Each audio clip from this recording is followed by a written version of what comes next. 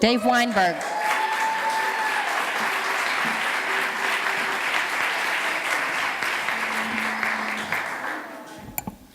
Thanks for coming. Brooklyn. Brooklyn in the house? Anybody else? All right, great. Wait, let me get that. Okay. Perfect. Check tomorrow, cellphonesketchpad.com. We'll get you up there. So 365 sketches later, this is the anniversary of Cellphone Sketchpad. If you don't know what it is, it's a mobile journal, it's a cyber comic, it's a digital Rorschach. It's digital storytelling, it's a digital narrative. This was a response last year to the economic downturn or upturn or recovery or whatever the hell we're in at this point.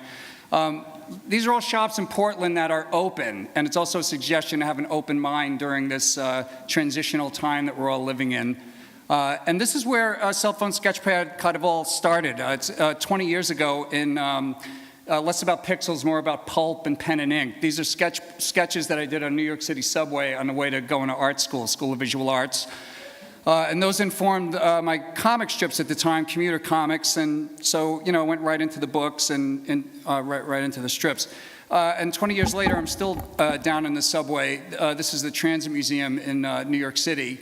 And except now I'm using, you know, the quicker sketch, you know, digital pen on a virtual cocktail napkin. And these things are still informing my art.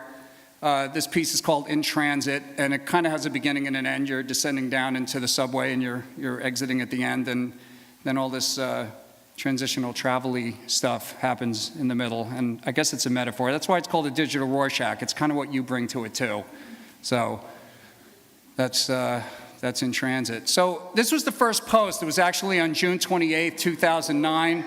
That's your lovely host who actually commented on that picture. That's my kitty cat, Natasha, and she wants in. And the commitment I made to myself with the blog was to post at least one image a day with a caption, and eventually with a headline. We'll get to that in a minute. So this one, the one on the right is called Just Be, and the one on the left is Tomorrow's Wishes, which I think is what dandelions turn into eventually. So, at least an image a day. This was the crabbiest dog that you'd ever want to meet on the beach until you threw a stick, and then he was the epitome of man's best friend. You're fetching. And then this is right across from Coffee by Design. It's for you, Stevie Wonder, I think. Sort of a throwback to old technology. Got halfway to the other side. It's a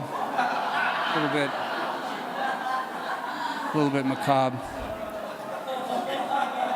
And then around November, I started adding the headline, because really I have too much time on my hands, and like, how much of a digital puzzle can I possibly come up with as, you know, coming up with headline, image, and caption. So I give myself lots of permission to really suck at these, and then sometimes they're good, and, you know, that's I think that's, you know, the ebbs and flows of creativity. But I'm having a lot of fun with it. Then I started using like social media to actually promote the blog, and so every morning I post the headline and the image. This one's a little heady. You need to have been in therapy for about 15 years to get this one. But so, you know, Twitter, Facebook, LinkedIn, and Plaxo, and I put these little link grabbers in there to send you to the blog, and maybe you'll laugh, or maybe you'll be like, what is he thinking? So one of the things I love the most about the blog, and which actually started on Facebook, is the commentary. Is, you know, I'm posting these images, and people are looking, and they're talking, and we're having conversations, and it's just wonderful to have that dialogue, and actually some great collaborations happened with that as well. I use some analytical software. Bitly is a URL shortener, so that little circle says that 43 people clicked on the Twitter link on that particular day. But if you look down at Google Analytics, actually 204 people clicked on that particular image during that particular time. Words to live by. This is most of these are images taken at my good friends Joe and Charlie Dooley at Joe's birthday party last year. And these are words to live by in this whatever this economy transitional time thingy that we're living in. Again, just experimenting with the digital narrative. This was waiting for my Chili's at El Rayo.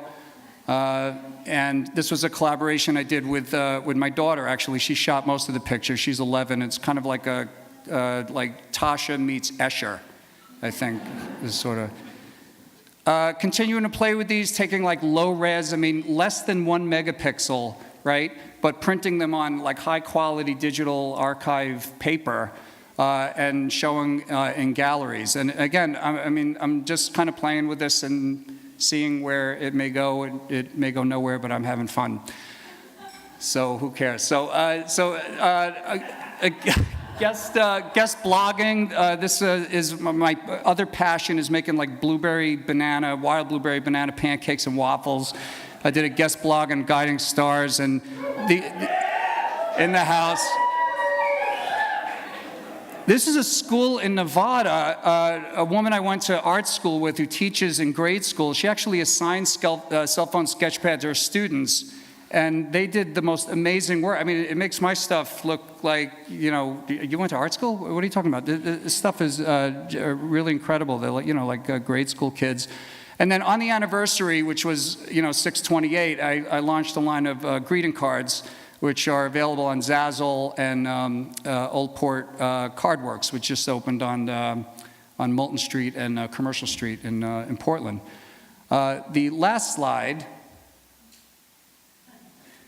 is a tribute to the brilliantly funny and creative and passed way before his time was due, David Poole, who many of you may have seen here, just rocked the house with a robot presentation a couple of years back. So as the caption says, but that's a tribute to David Poole.